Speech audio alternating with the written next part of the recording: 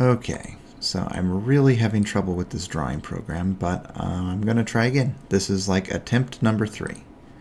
Get onto the pencil, work. Okay, it's working. All right, so the other day, if this does not work again, I swear. The other day I was standing, and that's me. See, you can tell because I'm smiling.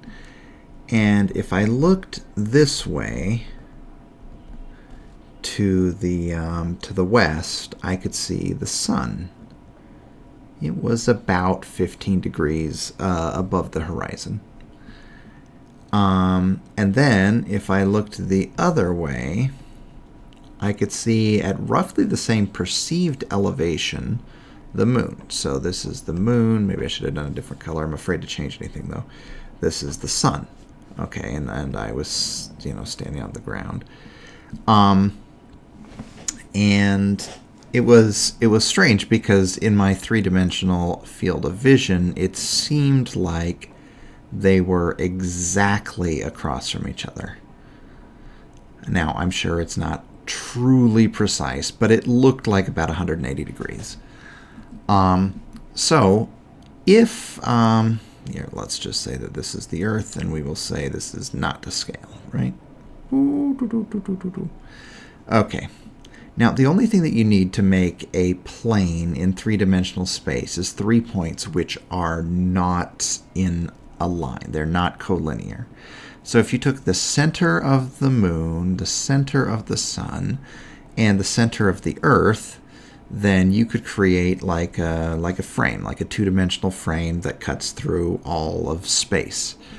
In this situation, if they truly were 180 degrees apart, then the shortest distance between this line would come and connect to the center of the Earth. So there'd be like a line like this, right?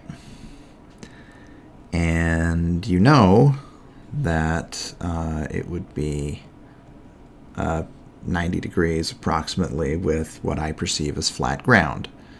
I don't know if it would necessarily be 90 degrees up here, because remember, this is just my perceived angle. The point is that obviously the sun is much further away. So this is like, approximately 93 million miles. And this is approximately, 0.239 million miles. So much, much closer. And that's why we have to say not to scale. So if these were approximately the same elevation relative to the center of the Earth, then the illumination on the moon would have been, it would have been pointing horizontal relative to me, but it wasn't. You could see that the dark portion of the moon was down here. So this was the darkened portion. I think I did that wrong, but you know what the moon looks like. I think it goes the other way, actually. Stupid. And I just found that interesting because that wouldn't happen if the moon and the sun were approximately the same. If they were even close to the same elevation above the Earth, wouldn't happen. So I found that interesting.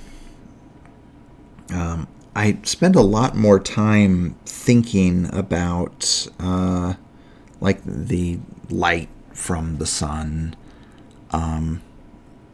Like when you're looking at like a distant mountain, peak range, something like this, and the sun is about to rise, you'll see the rays, and if they like hit clouds, they'll come up like this in this direction, indicating that the visible sun is actually lower than the peak, which makes sense. That's why you can't see it. But if it hits like a cloud, oh my artwork is terrible. But if it hits a cloud or some mist or something, then you can see the angles the light is going, and it's just I just always thought that was cool. When I was very briefly looking into flat Earth and trying to like refute it or disprove it or whatever, it was this phenomenon, the angle of light from the sun, that just absolutely could not work on a flat Earth. Now, I learned things. I mean, I didn't enter that knowing everything. Well, nobody knows everything, but I mean, I didn't know everything that I needed to disprove the arguments being made by the flat earthers. I didn't realize how big the Earth was.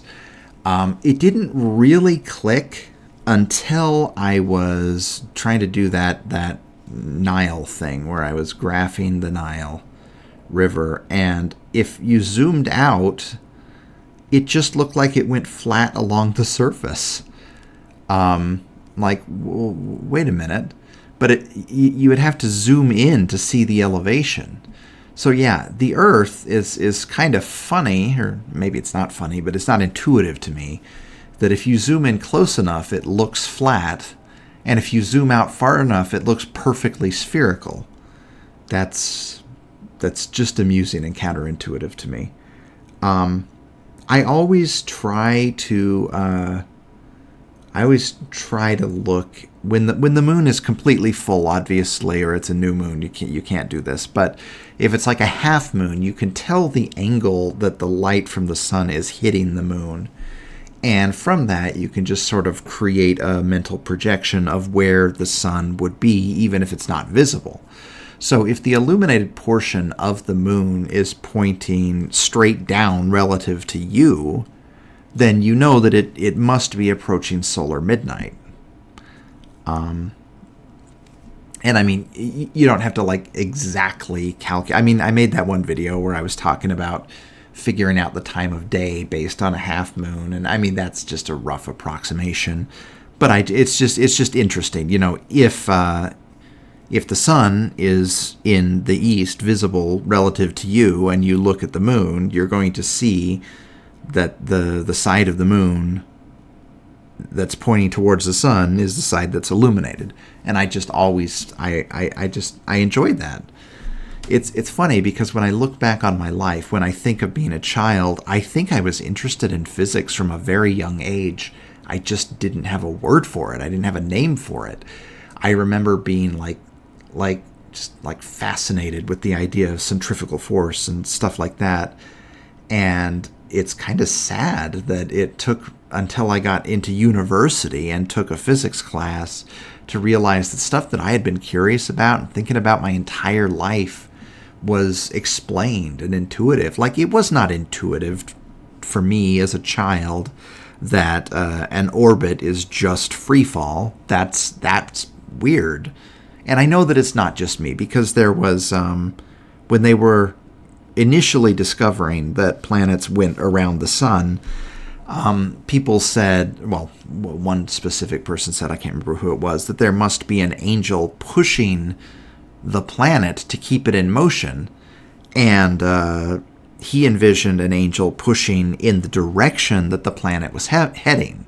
But that's not the force that you need to maintain an orbit. You need a force pushing you towards the sun, just to keep you from going in a straight line. And then when that balances out with your inertia, then that's how you get an orbit. I thought that was awesome. If somebody hasn't taken a physics course, I suggest looking into it. It's really a lot of fun. So I am working on Khan Academy. Right now I'm doing calculus again. And I think it's going to go pretty fast because I remember the notation, even if I don't remember the rules. So I'm hoping that means that I go faster. But my daughter was asking if I could help her with some differential equation stuff. I'm like, no, sorry. I don't know what to tell you. But it made me realize that I've forgotten a lot of stuff and I need to go back. Because sure, I've done lots and lots of math problems, but I'm not doing calculus. I'm mostly doing like these algorithm programming problems. I'm mostly doing, if it is pure math, it's usually like number theory. So going back and doing some calculus, maybe even some statistics, even though I didn't particularly enjoy that, might be useful. Although I did get a pretty good review of the physics when I did that machine learning course. So, not physics. I can't even talk right. The statistics. I got a review of statistics when I was doing machine learning. So, yeah, that's good. I hope that I can figure out why I'm having so much trouble. I think it has to do with the focus. I think that when I start recording the screen, the program doesn't have focus. And then that makes the mouse misbehave. That's all, folks. Don't forget to order my book. I'm just kidding. I know nobody's going to order my book. All right, see ya.